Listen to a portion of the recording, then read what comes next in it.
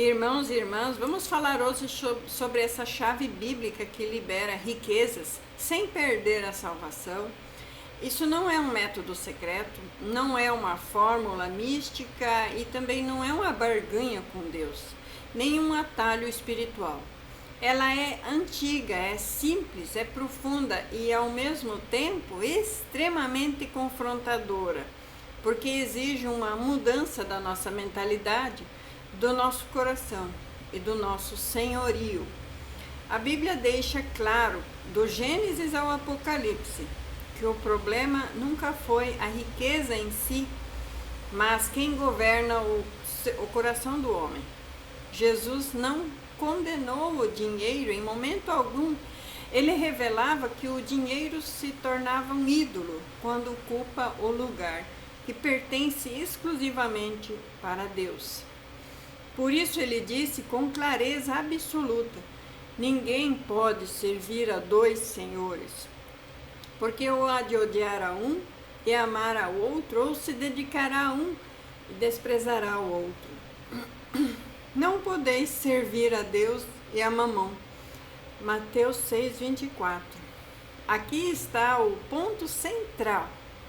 A riqueza não é pecado, mas servir a riqueza é idolatria. A chave bíblica começa quando Deus deixa de ser um meio para prosperar e passa a ser o fim absoluto da sua vida, inclusive da sua vida financeira. Desde o início da Bíblia, Deus se revela como provedor. Antes mesmo do pecado, Adão já tinha provisão, abundância e domínio legítimo sobre toda a criação. Gênesis 1:28. Isso mostra que a prosperidade procede e precede a queda. Portanto, pobreza não é a virtude espiritual em si, assim como a riqueza também não é prova de santidade em si só. O problema sempre surge quando o coração se desconecta do Criador e tenta governar a provisão sem a submissão. Após a queda, o trabalho se torna penoso. Mas Deus nunca deixou de sustentar os seus filhinhos. Em Gênesis 12, Deus chama Abraão e faz uma promessa que envolve claramente prosperidade material, proteção e propósito sobre ele e toda a sua descendência. E farei de ti uma grande nação, e abençoar-te-ei, e engrandecer-te-ei o teu nome, e tu serás uma bênção. Então observe que a bênção, ela não termina em Abraão, ela flui através de Abraão. Aqui está um princípio eterno. Deus não enriquece para acúmulo egoísta, mas para administração responsável e expansão do reino de Deus. Então a chave bíblica que libera a riqueza sem perder a salvação é exatamente o alinhamento completo entre obediência a Deus, mordomia e temor do Senhor. Provérbios 10:22 declara: a bênção do Senhor é que enriquece e não acrescenta dores.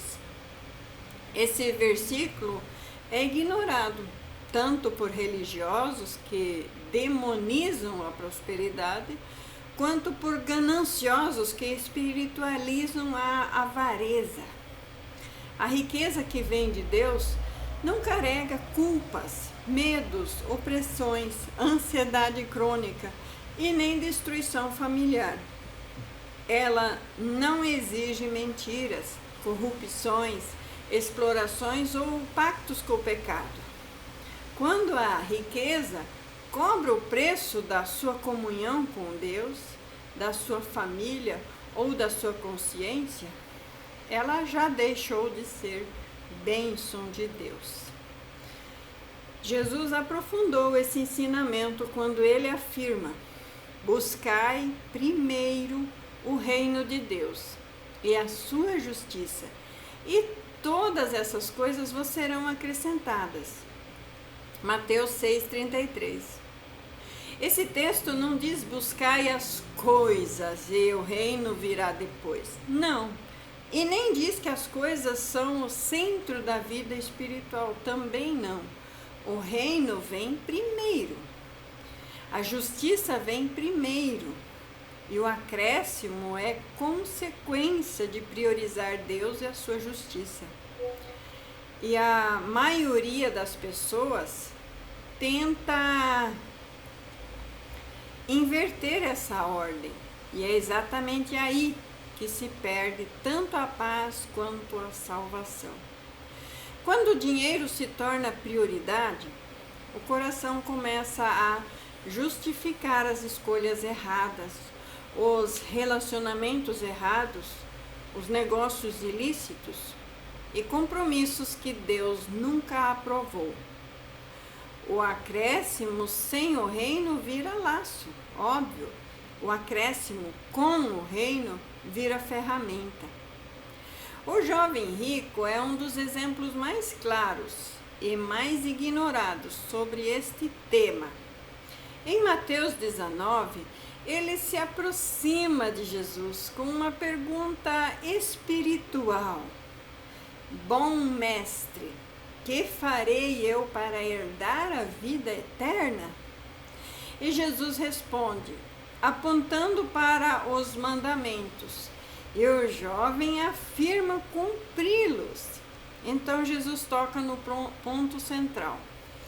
Vai, vende tudo o que tu tens, dá para os pobres e terás um tesouro nos céus. E depois vem e segue-me. Olha o convite, vem e segue-me. A Bíblia diz que ele se retirou triste dali porque tinha muita prosperidade. Jesus não condenou a sua riqueza, mas revelou quem governava o coração do jovem rico. A riqueza daquele jovem não era uma ferramenta, era o seu Senhor. Aqui está o alerta. É possível guardar mandamentos externos e ainda assim perder a vida eterna por idolatria interna. A chave bíblica não é quanto você tem, mas quem você não consegue deixar. Em contraste com Zaqueu, em Lucas 19, também era rico, mas sua postura era completamente diferente. Quando encontra Jesus, ele não é mandado vender tudo. Ele voluntariamente restitui e reparte tudo. Jesus então declara: hoje veio salvação para esta casa. A diferença entre o jovem rico e Zaqueu não estava no dinheiro deles, mas no arrependimento e no senhorio. Onde há arrependimento verdadeiro, a riqueza perde o poder de controlar. Onde não há arrependimento, até a religiosidade vira máscara.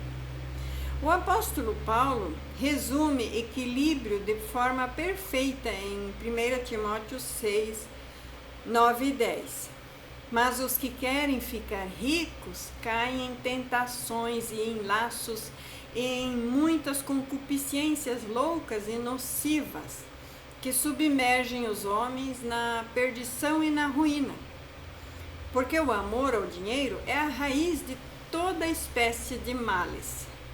Note que o texto não diz que o dinheiro é a raiz dos males, mas que o amor do dinheiro. E logo depois, no mesmo capítulo, Paulo ensina como viver com abundância sem perder a fé.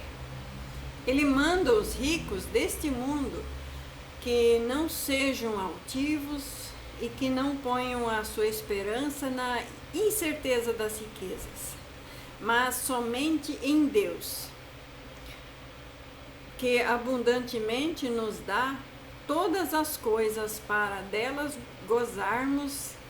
Então, quer façamos bem, enriqueçam, e em boas obras, e também quer que repartamos de boa mente e sejamos comunicáveis, os que entesouram para si mesmo um bom fundamento para o futuro, para que possam alcançar assim a vida eterna.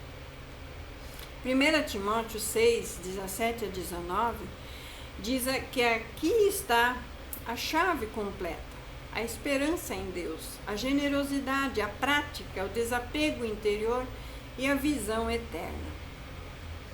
Então, em 1 Timóteo 6, 17 a 19, eu li esse texto. Ele manda que os ricos desse mundo não sejam altivos, nem ponham sua esperança nas incertezas das riquezas, mas somente em Deus, que abundantemente nos dá todas as coisas, para que dela gozemos, e que façam bem, enriqueçam em boas obras, que repartam de boa mente e que sejam comunicáveis. Então a Bíblia também revela que a prosperidade e a obediência a Deus caminham juntas. Em Deuteronômio 28 nos apresenta bênçãos financeiras, estabilidade, abundância e segurança como consequência direta de ouvir e obedecer à voz do Senhor. No entanto, o mesmo capítulo mostra que a desobediência gera a escassez, a confusão e a opressão.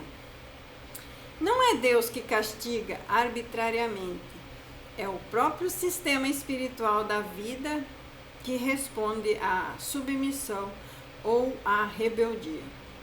Então, quando alguém decide prosperar fora da vontade de Deus, inevitavelmente paga com inquietações, com conflitos internos e perde a sensibilidade espiritual, claro.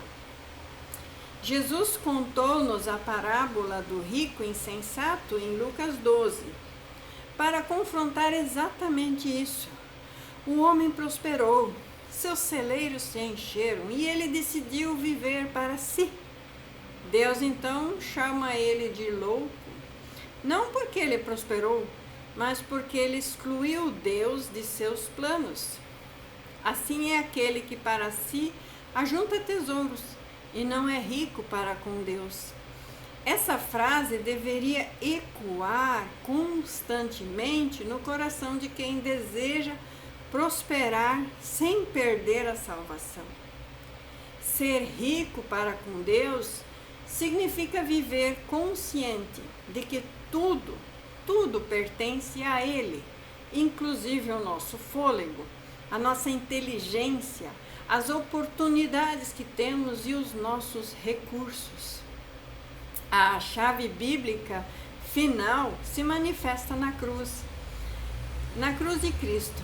Lá ele se fez pobre para que pela sua pobreza fôssemos enriquecidos, como afirma em 2 Coríntios 8, versículo 9. Esse enriquecimento não é apenas material, é espiritual, é emocional, é relacional e também é financeiro, quando alinhado à vontade do Pai. A cruz nos livra da avareza, do medo, da escassez e da obsessão por controle. Quem entende a cruz não precisa manipular, explorar, nem se corromper para prosperar, porque sabe que a fonte é eterna. Portanto, a chave bíblica que libera riquezas sem perder a salvação é viver sob o senhorio absoluto de Cristo. Administrar o dinheiro como mordomo e não como dono. Obedecer a palavra sem negociar os princípios. Praticar a generosidade como um estilo de vida e manter o coração livre da idolatria. Quando Deus governa o coração, o dinheiro encontra o seu lugar correto.